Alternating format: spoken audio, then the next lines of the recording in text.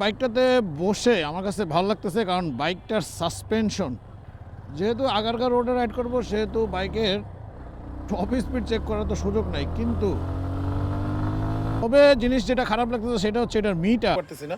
আমাদের কিন্তু এই বাইকটা নিয়ে কোনো অবজেকশন নাই। আমাদের অবজেকশন হচ্ছে দুইটা বিষয় নিয়ে। আর প্রথমবার বাইক রাইড করে বাইকের ভালো মন্দ জাজমেন্ট করা কখনোই যায় না।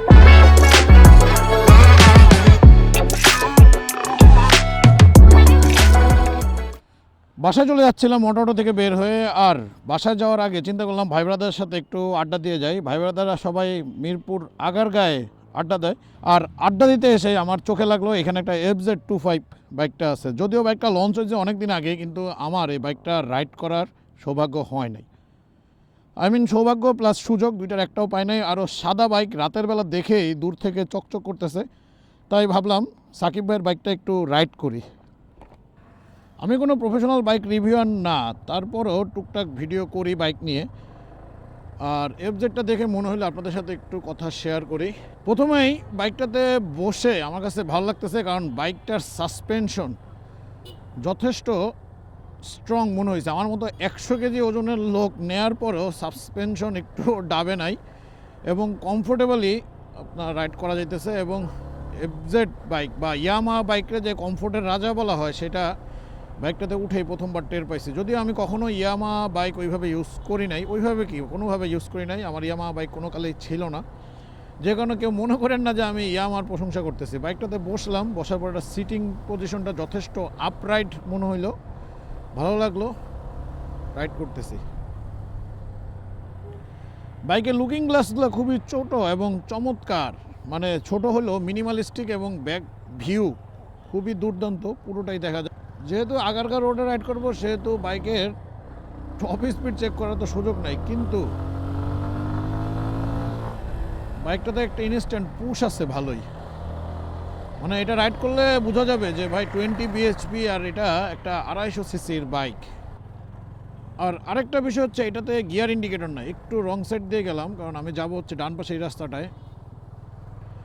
250 সিসি হিসাবে এটার মিটারটা যদি আরেকটু বড় হইতো, আর এখানে যদি গিয়ার ইন্ডিকেটরটা থাকতো, তাহলে আর আমার এত খেয়াল রাখা লাগতো না যে আমি কত গিয়ারে বাইক চালাচ্ছি। কিন্তু গিয়ার শিফট করার পরে থ্রোটল মোচড় দিলে একটা ইনস্ট্যান্ট পুশ দেয় আর কি, একটা ধাক্কা মারে, এই জিনিসটা ভালো। আমার বাইকে পাওয়ার নাই, এটা এই বাইক চালাইলে হয়তো বা তাদের এই দৃষ্টিভঙ্গিটা চেঞ্জ হইতে পারে।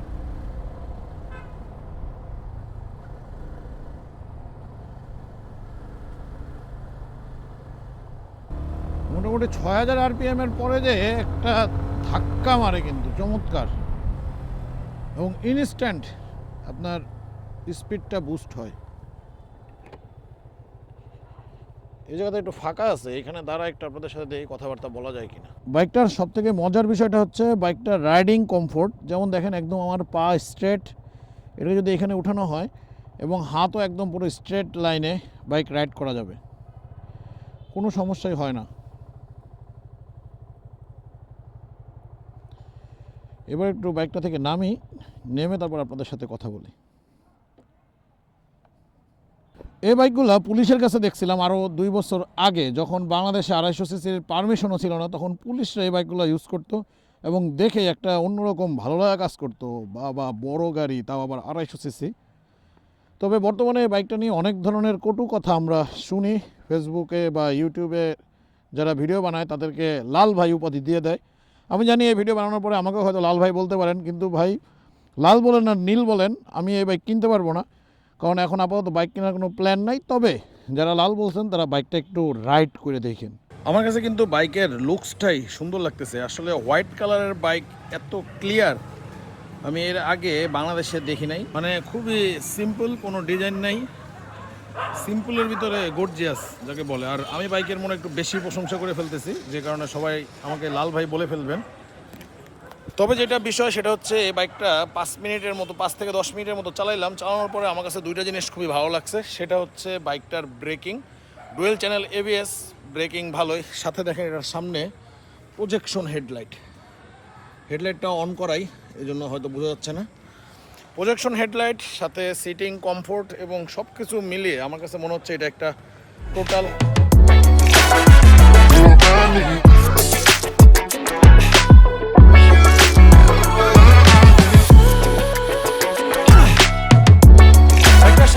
100 সেকশনের টায়ার আর পিছনে 140 সেকশনের টায়ার ইউজ করা হয়েছে, আর দুইটাই এমআরএফের টায়ার।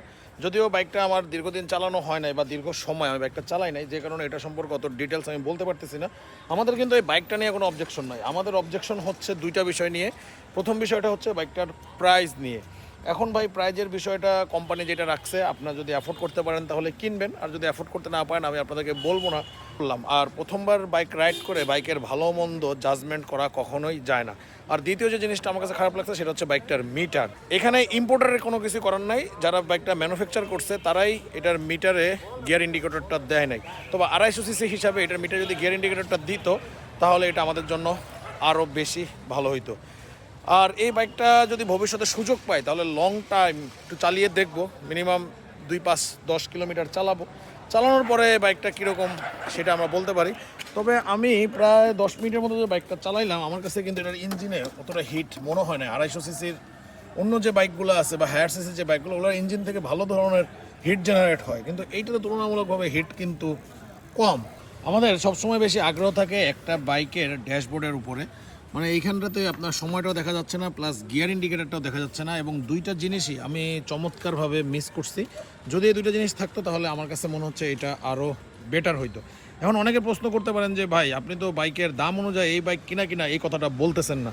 আসলে ভাই এটা আমার বলার দরকারও নাই, কারণ এই কথা বলতে গেলে তখন আমাকে লাল ভাই হইতে হবে। আমি খালি কেন লাল ভাই হব? তবে লাল ভাই হওয়ার থেকে বড় যেটা বিষয়, আমরা কিন্তু অনেক আগে থেকেই অনেক দাম দিয়ে বাইক কিনে অভ্যস্ত। আমরা 150 সিসির বাইক অলমোস্ট 6 লাখ টাকার কাছাকাছি প্রাইস দিয়েও কিন্তু আমরা কিনতেছি, সেখানে এটা কিন্তু একটা 250 সিসির বাইক, তারপরে আবার অফিসিয়াল। এখনও মগবাজার বা মালিবাগের অনেক শোরুমে আনঅফিসিয়াল বাইকগুলাই শুধুমাত্র কালার কম্বিনেশনের কারণে 50,000 বা 1 লাখ টাকা বেশি দিয়ে আমাদেরকে কিনা লাগে। সেই জায়গা থেকে আপনি একটা অফিসিয়াল বাইক কিনতে পারতেছেন, প্লাস ইয়ামাহার বাইক তো ভাই অ্যাটলিস্ট আপনারা ভরসা করতে পারেন। বাইকটা স্টার্ট দিয়ে দিয়েছিলাম, কিন্তু আরেকবার একটু নামলাম আপনাদেরকে একটা জিনিস শোনানোর জন্য, সেটা হচ্ছে বাইকটার এক্সজস্টের নোট। এক্সজস্টটাও খুব সুন্দর, একদম মিনিমালিস্টিক ছোট, আর এক্সজস্ট নোটটাও কিন্তু আমার কাছে যথেষ্ট স্ট্রং মনে হইতেছে। বেশ ভারী একটা সাউন্ড বাইকটা থেকে আসে, এবং বাইকটা যে কমফোর্ট সেটা আপনি এটার বাইকটার হাইট দেখে বুঝতে পারতেছেন। এটার হাইট যথেষ্ট ভালো, এবং আমরা বসার পরে খুব চমৎকারভাবে, মানে একটা কমিউটার বাইকে এরকমই হওয়া উচিত। ওহো, স্টার্ট বন্ধ হয়ে গেছে, কারণ এটাতে আবার ইঞ্জিন কাট অফ সুইচ আছে। আমার স্ট্যান্ড নামানো ছিল, যাক এখন স্ট্যান্ড তুলে ফেলছি, এখন আবার রওনা হই। বাইকটা টান দিলেও একটা ভালো একটা সাউন্ড আসে, কিন্তু মানে মনে হয় যে আমি একটা 250 সিসির বাইক চালাচ্ছি। তবে অন্যান্য 250 সিসির থেকে এই বাইকটার পাওয়ার তুলনামূলক একটু কম লাগতেছে, কারণ আমার কাছে কেন যেন মনে হচ্ছে এটার আরপিএমটা 9000 আরপিএমের আশেপাশে লক। আর অন্যান্য যে বাইকগুলো আছে সেগুলোর আরপিএম মোটামুটি 10,000 ছাড়ায়, যে কারণে এই বাইকটার পাওয়ার কম। এটার টর্ক কিন্তু 20, এবং সেটা 6000 আরপিএমে। 6000 আরপিএম ক্রস করলেই একটা ভালো হিট পাওয়া যায়, মানে একটা ভিতর থেকে একটা ধাক্কা আসে, এবং বাইকটা যে পাওয়ারফুল সেটা আপনারা ফিল করতে পারবেন। ভাই কেমন লাগলো রাইড করে? ভাই বাইকটা আজকে একদম প্রথম দিনই রাইড করছি, মানে এর আগে এই বাইকে রাইড করা হয় নাই। তবে রাইড করে আমার কাছে যথেষ্ট ভালো লাগছে, আর একটু খারাপও লাগছে। প্রথমে ভালো কথাটা বলি, ভালো যেটা লাগছে সেটা হচ্ছে এটা সিটিংটা ভাই অস্থির ভাই। এটার সাসপেনশন রেসপন্সও যেরকম ভালো, এবং আমি একদম স্ট্রেট বাইক রাইড করতে পারছি সোজা হয়ে বসে। মানে এই বাইক নিয়ে যদি লং ট্যুর দেওয়া হয় আমার মনে হয় না ভাই কোনো মানে ব্যাক পেনের কোনো পসিবিলিটি আছে। আর খারাপ যেটা লাগছে ভাই, সেটা আমি জানি ইম্পোর্টারের কিছু করার না, সেটা হলো ভাই মিটারটা। 250 সিসি হিসাবে ভাই মিটারটা যদি একটু বড় হইতো, মানে এক জায়গায় যদি টাইমটা দেখা যাইতো, আর এখানে যদি গিয়ার ইন্ডিকেটরটা থাকতো ভাই, এই বাইক পুরো 10-এ 10 দেওয়ার মতো ভাই আমার কাছে মনে হয়েছে। প্রথম দিন চালাই আমার কাছে এতটুকুই মনে হয়েছে। আমি জানি সব কথা সবার সাথে মিলবে না, সব কথা সবার সাথে মিলার কথাও না, সবার দরকারও নাই। যদি সবার সাথে সব কথা মিলে যাইতো তাহলে সবার গায়ের রং আর গায়ের পোশাক দুইটাই একরকম হয়ে যেত। যাই হোক, আজকে অল্প একটু চালাইলাম, আমার কাছে যেটা ভালো মন্দ মনে হলো সেটাই আপনাদের সাথে শেয়ার করলাম। ভবিষ্যতে যদি আর একটু ভালো মতো চালাইতে পারি তখন আবার ডিটেলস শেয়ার করব।